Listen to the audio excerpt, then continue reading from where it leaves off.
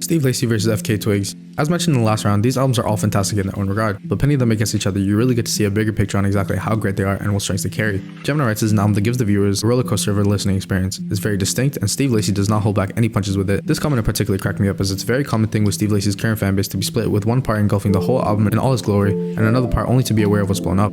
Regardless though, the core fanbase is well aware of how great the album is, and that Steve Lacy's strengths are fully apparent on each song.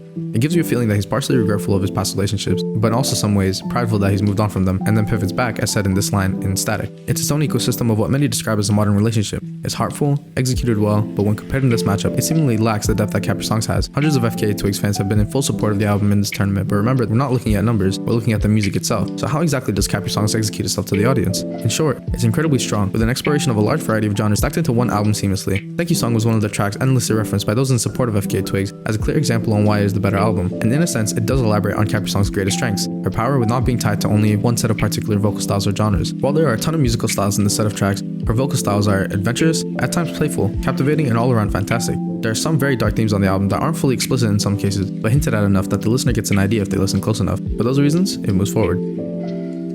Givion versus Rosalia. Givion comes back for a second round in this tournament with his album Give or Take due to his strength in beautifying his music and having a strong atmosphere, so much so that it fully immerses the listener into every track. His stories of lovers, previous and new, are captivating, and his particular style creates a layer of depth that other artists can barely recreate. His wording is poetic, delivery is stunning, and overall listening experience of the album is satisfying. Rosalia also shares many of these traits in her album Motomami, with some differences that many participants highlighted, which I found quite interesting. Both albums have a powerful atmosphere that the listener can eat up, that piques the interest of the listener. The instrumentals that accompany the vocals complement each other almost completely, but where Rosalia surpasses Givion is in her strength with the vocals themselves. As mentioned in a previous analysis, Rosalia flexes her vocal muscles a lot in this album, with a variety that isn't just a constant fluctuation, but a showing off of vocal strength. Most of the people who joined the lives mentioned that the songs Sakura and Bulerias in terms of being impressed by the vocal range that Rosalia has, and after a few listens, it is made clear that Rosalia has this power over Givion. Although both albums have similar strengths, this is the deciding factor, and therefore Motomami will be moving into the next round.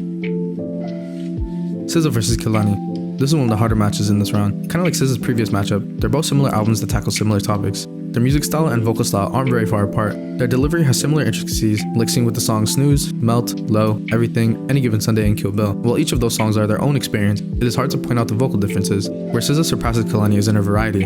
It is now notoriously mentioned that there's a pretty big variety of songs on SZA's album, and this is a point that was heavily emphasized by those participating in this tournament. And it's not wrong by any means. From alt rock to traditional boom bap to soul and many more, there's a lot to eat up in this project, and it's all executed very well. For those reasons, SZA takes the win and moves forward.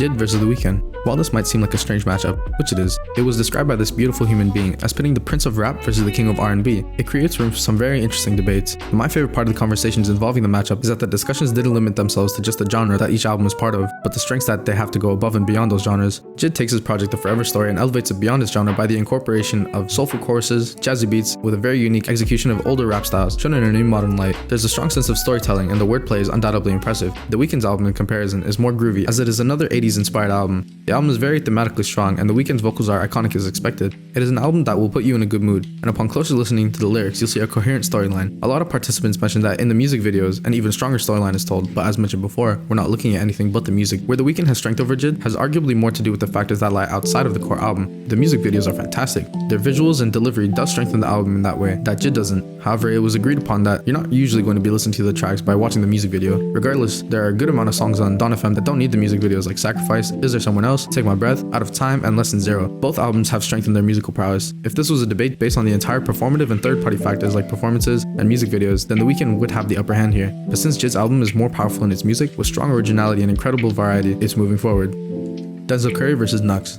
As I said before, Nux is like the up-and-coming Kendrick Lamar of the UK. The key part of that is that he is the up-and-coming, meaning there is still progress to be made. While his style is very distinct in its own, there are parts highlighted where when pinned against Denzel Curry's Melt My Eyes to Your Future seems lackluster. Alpha Place is an album that breaks barriers within the scope of the UK rap scene, and rightfully so. It's full of great production and incredible storytelling, great flows, and vocals delivered quite nicely. On the other hand, Denzel has an established and flourished style that shows off every strength that he has. The production and delivery are quite high points of the album, but there's also a great amount of personality, atmosphere, and thematic strength that Alpha Place doesn't, and therefore Melt My Eyes to Your Future was forward to the semis.